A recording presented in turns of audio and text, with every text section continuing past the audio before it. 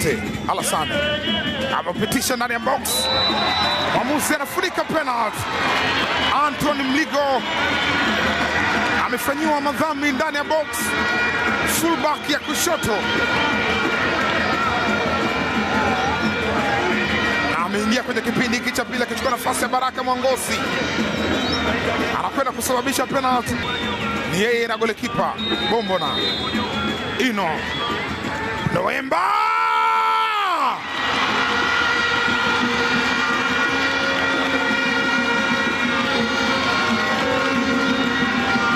Mnyama kazi yake inakwenda vizuri mpaka sasa. Labda upande wa pili, upande wa jirani yao, mambo yanaenda vipi? Ndio swali la kujiuliza.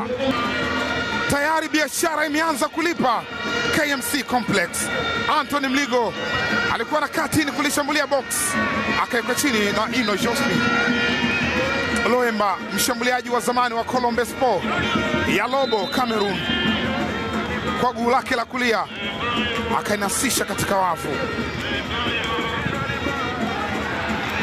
Ino Josmi Loemba